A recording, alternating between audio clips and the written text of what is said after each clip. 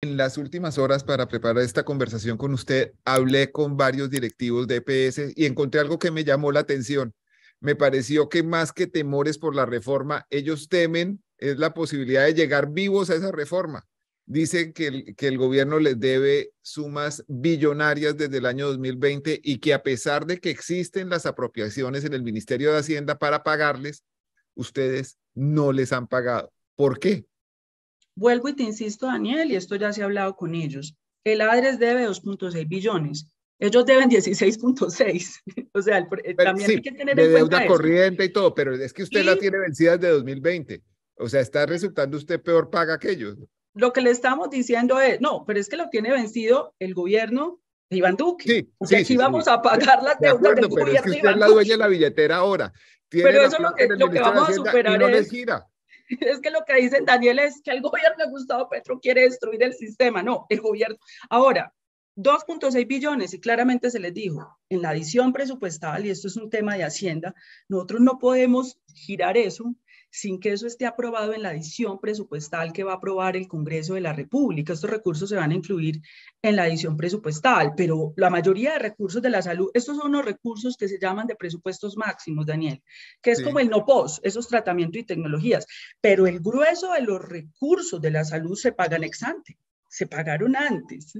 El Estado juiciosamente, el ADRE le girió ex ante todos los recursos, que es el grueso. Estos son unos recursos de presupuestos máximos que son incluidos en las adiciones presupuestales del Ministerio de Hacienda. Yo no puedo pasarme por encima las disposiciones del Ministerio de Hacienda porque entonces prevarico.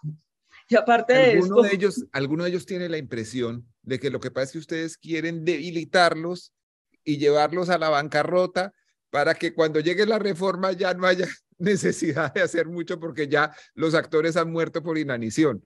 por eso te digo, Daniel, para poder rebatir esa tesis que ellos tienen, entonces el gobierno de Duque también quería debilitarlos, porque estos son deudas que vienen desde el gobierno de Duque.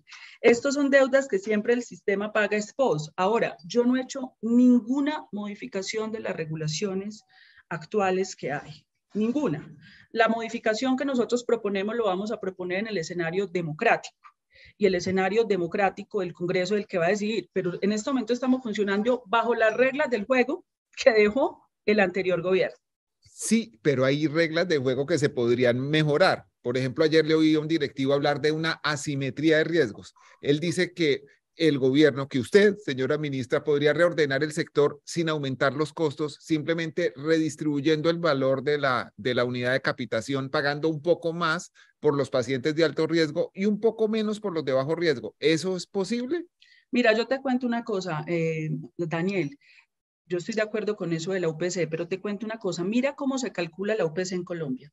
La UPC se calcula con un estudio que se hace respecto a los reportes de las EPS de cuáles fueron los procedimientos y las frecuencias de uso que se hizo del sistema de salud. Entonces, un departamento como el Guainía, el Baupés, el Amazonas, el paciente, la gente no va porque no tiene la plata, no tiene el Sí. transporte, entonces le O a doy veces menos porque no plata. tiene el médico. Si usted come 2 comidas, le mando para 2 porque solo puede comer 2 comidas. Imagine pues eso la reproducción de las inequidades de este país. Yo llegué, pues nosotros llevamos 4 meses y dijimos, no, esto tiene que cambiar. De hecho, mi discusión, y eso logré de alguna manera ganarlo, es no podemos mantener una UPC diferencial en Colombia. No puede ser posible que sea distinta la UPC del régimen contributivo y el régimen subsidiado, porque somos igual seres humanos y esto es un derecho fundamental que debe ser universal e igualitario. Entonces, en ese sentido, después de muchas discusiones, esto no es fácil, logramos que hubiera un aumento igual de 16%. Eso no había pasado en Colombia, porque generalmente el que más usa es al que más le dan.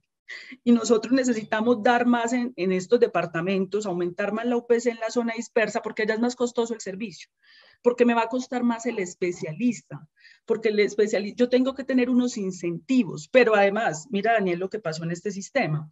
En todo sistema de seguros, si tú tienes un seguro de carros, este seguro de carros tiene que hacer prevención para que no se robe el carro, para que no le toque pagar. Este sistema no tiene incentivos a la prevención, porque como todos facturan contra el Estado, como el administrador no tiene que pagar si no es el Estado, entonces la UPC no tiene un incentivo a la prevención.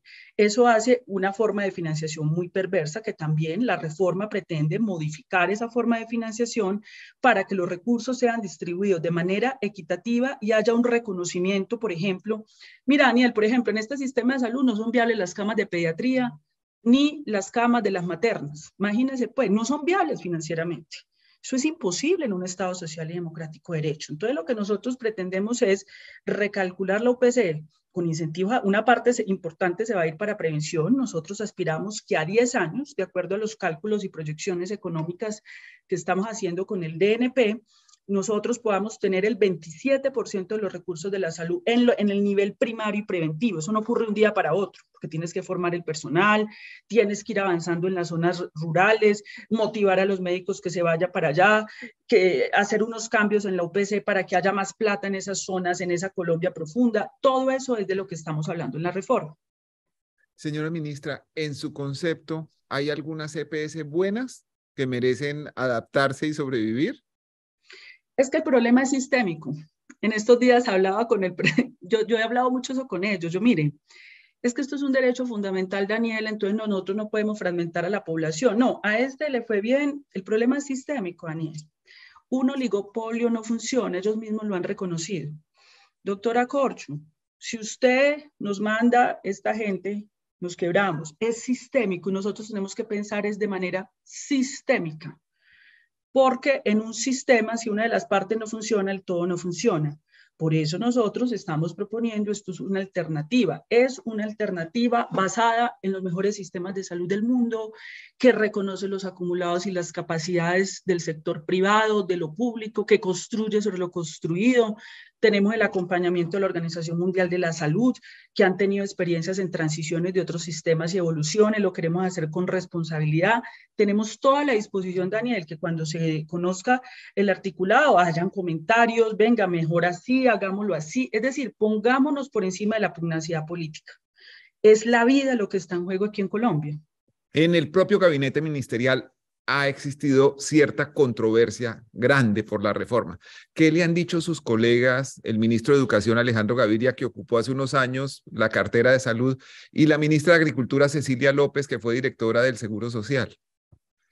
Mira, yo me senté con Alejandro y con un grupo del gabinete ministerial esta semana, conversamos, él expresó sus temores legítimos, por supuesto, sobre todo en la transición, en la manera, yo tomé nota, estuvimos con varios ministros en Paipa, en una reunión del pacto histórico, volví, socialicé, se volvió a aclarar, no hay ningún problema.